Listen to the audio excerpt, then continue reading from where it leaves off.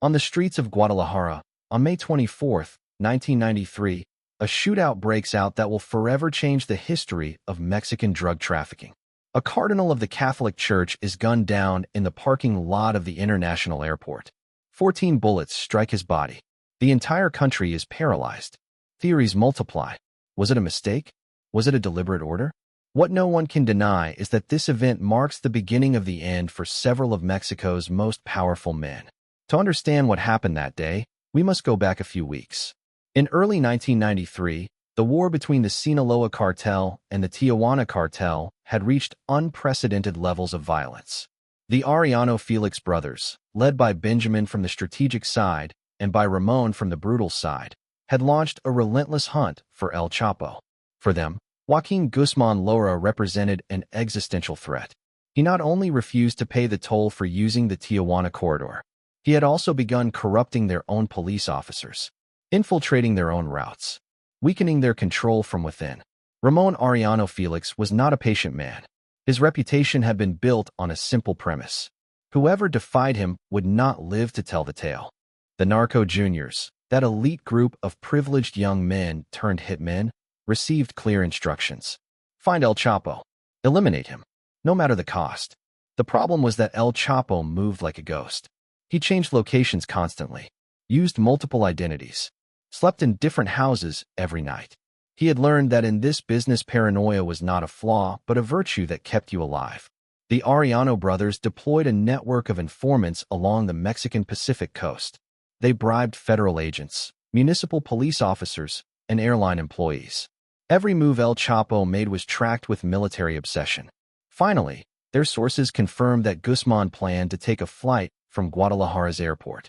Ramón assembled a commando unit of approximately 15 armed men.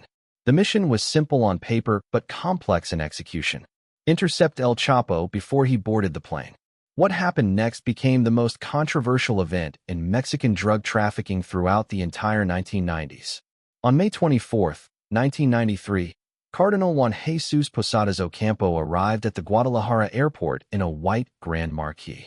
According to the official version, the Arellano hitmen confused his vehicle with El Chapo's. They fired without verifying. 14 rounds struck the cardinal. He died instantly. 6 other people also lost their lives in the shootout. El Chapo, according to reports, managed to escape the airport amid the chaos. The death of Cardinal Posadas Ocampo generated an unprecedented political crisis. The Catholic Church demanded immediate justice. Mexican society, horrified, demanded answers. President Carlos Salinas de Gortari's government faced crushing international pressure. The United States intensified its demands for cooperation against drug trafficking. The confusion theory never convinced everyone. Numerous investigators and journalists pointed out serious inconsistencies. The cardinal's vehicle was clearly different from the one El Chapo supposedly used. The shots were fired at close range, suggesting the shooters could perfectly see their target. Some witnesses claimed the hitmen approached the vehicle before opening fire. Regardless of the theories surrounding this event, the consequences were devastating for everyone involved. The Mexican government, under extreme pressure, launched the largest capture operation in the country's history up to that point. Thousands of federal agents were deployed. Checkpoints were established on major highways. Airports were watched with special attention. For the first time, Mexico's most powerful drug lords felt the ground shifting beneath their feet. El Chapo, aware that he was now Mexico's most wanted man, made the decision to flee south. His plan was to cross the border into Guatemala and eventually reach El Salvador, where he had contacts who could protect him. He traveled on secondary roads, avoiding the main monitored routes. He changed vehicles multiple times. He disguised himself. He paid enormous bribes to local officials to guarantee safe passage. But his luck was about to run out. On June 9, 1993, barely 2 weeks after the airport incident, El Chapo was located in Guatemala. Guatemalan authorities, coordinating with Mexican agents, intercepted him at a modest hotel near the border. There was no significant resistance. The man who had defied the Arellano Félix brothers, who had built tunnels under the U.S. border, who had accumulated a fortune estimated at hundreds of millions of dollars, was captured with relative ease. He was immediately deported to Mexico and transferred to the maximum security federal prison of Almoloya de Juarez, known as La Palma. El Chapo's capture represented a significant blow to the emerging Sinaloa Cartel. However, the organization did not collapse, and the reason had a name: Ismael El Mayo Zambada García. While El Chapo attracted all the media and police attention, El Mayo continued operating from the shadows with extraordinary efficiency. His strategy of maintaining a low profile proved invaluable at this critical moment. No media outlet talked about him. No agency pursued him with the same intensity. He was practically invisible. With El Chapo behind bars, El Mayo assumed a more prominent role within the Sinaloa structure. He did not do this with public declarations or shows of force. He did it the way he knew best: in silence. He kept the routes operational. He strengthened relationships with Colombian suppliers. He ensured that the flow of merchandise was not interrupted. His younger brother, El Rey, continued supervising the accounting and logistics of the network. Together, they guaranteed business continuity during El Chapo's absence. Meanwhile, Hector Palma, the other pillar of the Sinaloa group, also faced his own problems. The loss of his family at the hands of an infiltrator had transformed him into a man consumed by revenge. His behavior became increasingly erratic and unpredictable. Despite this, he maintained unwavering loyalty to El Chapo and collaborated closely with El Mayo. But his volatile temperament made him an ally as valuable as he was dangerous. For the Arellano Félix brothers, El Chapo's capture should have represented a strategic victory. Their main enemy was neutralized. However, the Cardinal's death had attracted unwanted attention to their operations. Mexican authorities, pressured by the church and public opinion, intensified their efforts against the Tijuana Cartel. Ramón and Benjamín were forced to increase their security measures. They moved constantly between safe houses. They minimized their electronic communications. They trusted fewer and fewer of their own collaborators. But the Tijuana machine kept running. Revenue from toll payments continued to flow. Corruption of authorities maintained a protective shield around the organization. And the narco juniors continued executing orders with brutal efficiency. Benjamín, the strategist, understood that the war had not ended with El Chapo's capture. He knew El Mayo was still operating. He knew Hector Palma was still active. And above all, he knew that El Chapo, even from prison, maintained influence over his network. What Benjamín did not anticipate was El Chapo's ability to operate from inside La Palma. The maximum security prison had a formidable reputation. It was designed to contain the country's most dangerous criminals. Isolation cells, constant surveillance, restricted communications. But in Mexico, money has a power that transcends concrete walls. Gradually, El Chapo transformed his cell into an operational office. He bribed guards. He received visits from lieutenants. He maintained communication with El Mayo and other allies. According to later testimonies, he lived with comforts unthinkable for a common prisoner. Food prepared by personal chefs, fine beverages, access to cell phones. During the years El Chapo spent in prison, the landscape of Mexican drug trafficking underwent radical transformations. Amado Carrillo Fuentes, the Lord of the Skies, consolidated his position as Mexico's most powerful trafficker. For the Arellano Félix brothers, El Chapo's capture should have represented a strategic victory. Their main enemy was neutralized. However, the Cardinal's death had attracted unwanted attention to their operations. Mexican authorities, pressured by the church and public opinion, intensified their efforts against the Tijuana Cartel. Ramón and Benjamín were forced to increase their security measures. They moved constantly between safe houses. They minimized their electronic communications. They trusted fewer and fewer of their own collaborators. But the Tijuana machine kept running. Revenue from toll payments continued to flow. Corruption of authorities maintained a protective shield around the organization. And the narco juniors continued executing orders with brutal efficiency. Benjamín, the strategist, understood that the war had not ended with El Chapo's capture. He knew El Mayo was still operating. He knew Hector Palma was still active. And above all, he knew that El Chapo, even from prison, maintained influence over his network.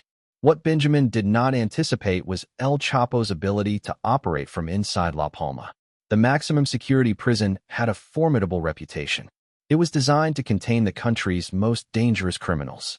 Isolation cells, constant surveillance, restricted communications. But in Mexico, money has a power that transcends concrete walls. Gradually, El Chapo transformed his cell into an operational office. He bribed guards. He received visits from lieutenants. He maintained communication with El Mayo and other allies. According to later testimonies, he lived with comforts unthinkable for a common prisoner. Food prepared by personal chefs, fine beverages, access to cell phones. During the years El Chapo spent in prison, the landscape of Mexican drug trafficking underwent radical transformations. Amado Carrillo Fuentes, the Lord of the Skies, consolidated his position as Mexico's most powerful trafficker. The cooperation of former members represented an existential threat to the Arellano brothers. Each testimony revealed additional layers of their empire.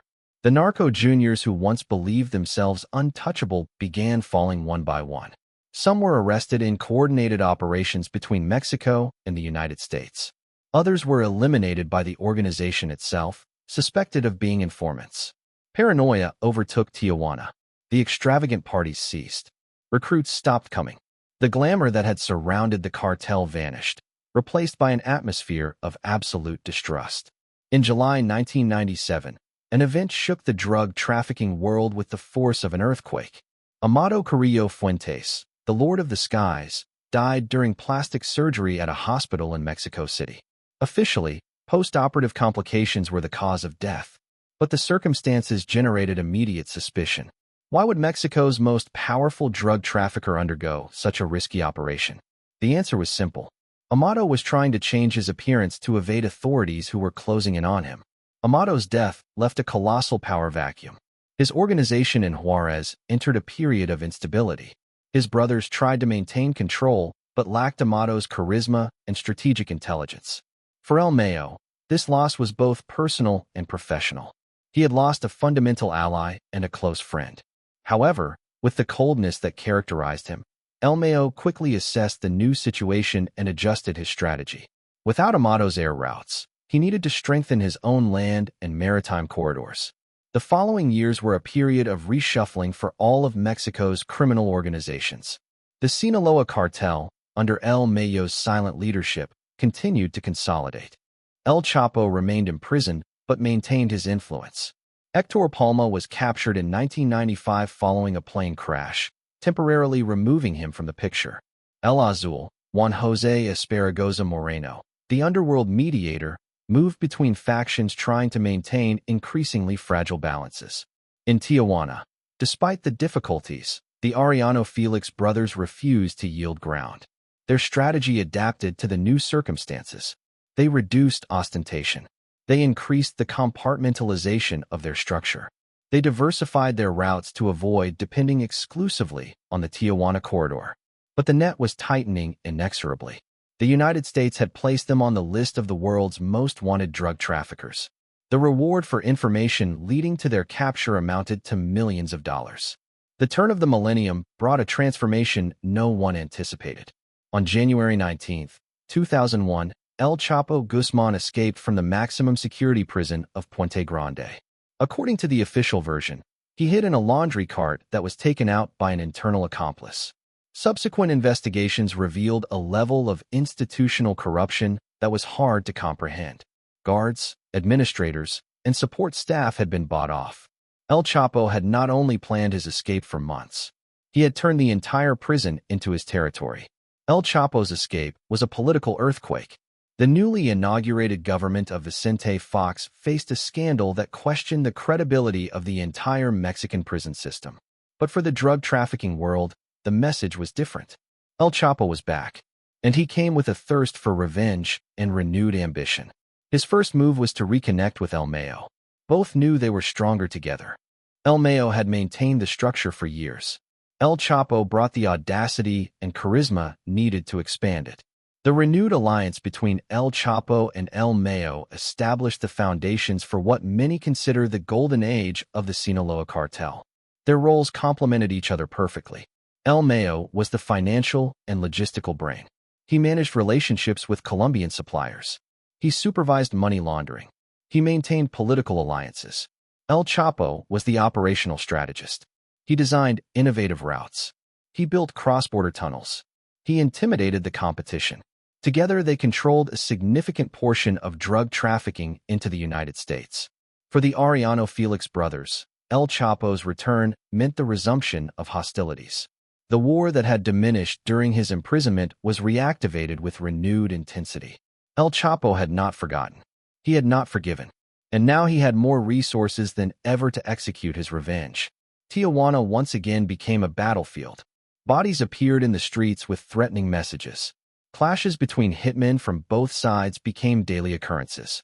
The border city, once a popular tourist destination, transformed into one of the most dangerous in the world. The first devastating blow against the Tijuana Cartel came on February 10, 2002.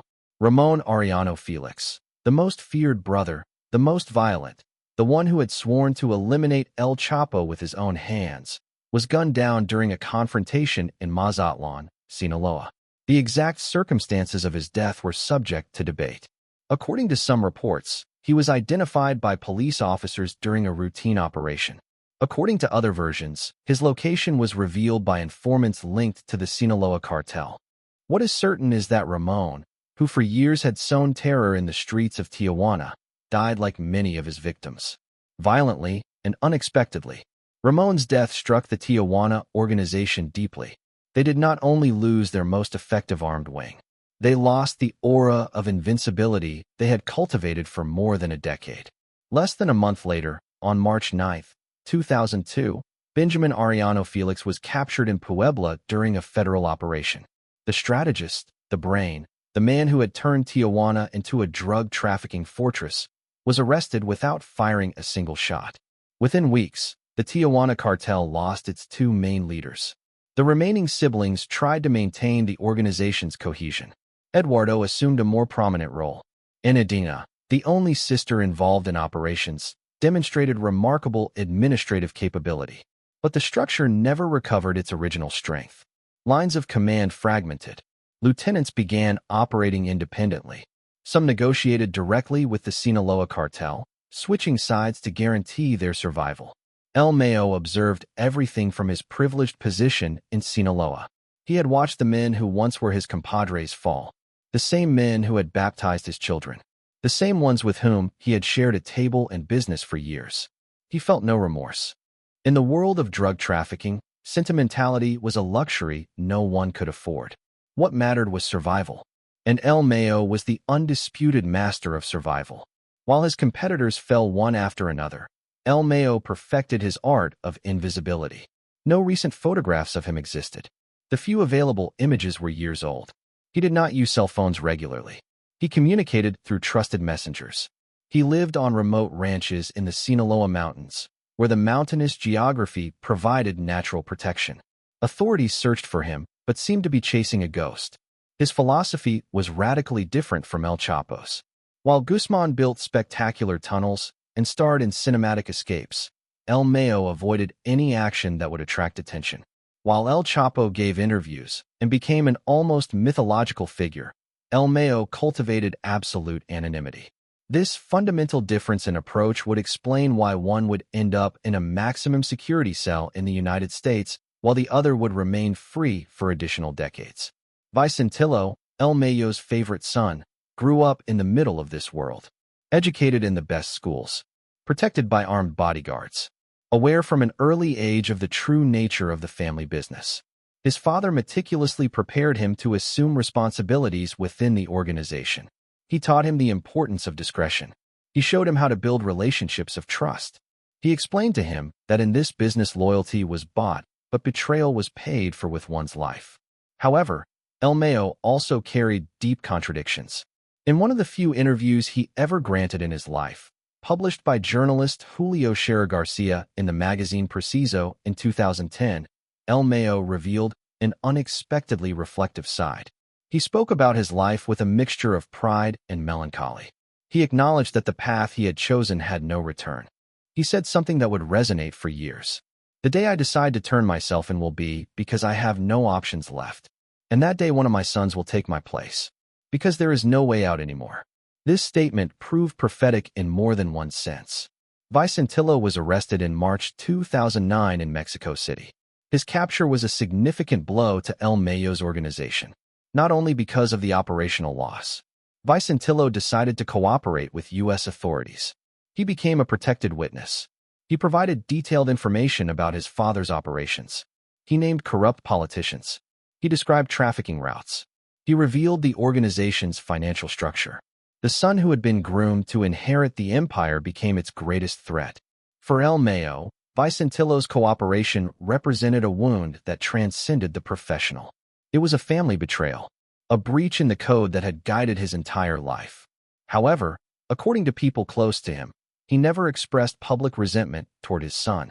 He understood that Vicentillo faced decades of imprisonment in the United States. That cooperation was his only option to reduce his sentence. El Mayo's pragmatism extended even to the most painful matters. While the Zambada family faced its own internal crises, El Chapo continued his meteoric rise. After his escape in 2001, he became the most famous drug trafficker in the world. Magazines compared him to Pablo Escobar. Forbes included him on its list of billionaires. His story was material for movies and television series. But this fame had a cost. Every media appearance intensified the pressure on authorities to capture him. On February 22, 2014, El Chapo was captured again, this time in a condominium in Mazatlan, Sinaloa. Mexican Marines, supported by DEA intelligence, located him after weeks of surveillance. He was transferred to the same prison from which he had escaped years earlier. The Mexican government promised that this time there would be the discreet rancher from Sinaloa who built an empire valued at billions of dollars. The ghost that no intelligence agency could catch. He was brought down not by a police operation or an armed rival, but by the betrayal of someone he trusted. The story of El Mayo Zambada is ultimately a story about the nature of power, about how it is built, how it is maintained, and how it is inevitably lost. It is a story about loyalties that break, about families destroyed by ambition, about an entire country trapped in a cycle of violence that seems to have no end. Because as El Mayo himself once said, "If I fall, another will take my place, and then another after that. Because as long as there is demand, there will always be someone willing to risk everything to supply it." Today in Sinaloa, El Mayo's ranches still stand. His properties stretch across valleys and mountains. His cattle graze on fields that were once irrigated with illicit money. In Culiacan, the state capital, his name is still spoken with a mixture of fear and respect. For some, he is a villain who brought destruction to his land. For others, he is a man who grew up in poverty and refused to accept the destiny life had assigned him. The truth, as always, lies somewhere in between, a point that will probably never be fully understood. What we can affirm with certainty is that the war between Sinaloa and Tijuana that began in the early 90s left a trail of incalculable destruction. Thousands dead, families shattered, entire communities plunged into terror, government institutions corrupted to the core, and in the end, no real winner. Only temporary survivors in a game where the only certainty is that nobody wins forever. Because in the world of drug trafficking, there are no happy endings. Only endings. Some come with a bullet. Others come with handcuffs. And the rarest come with the betrayal of someone you once called compadre.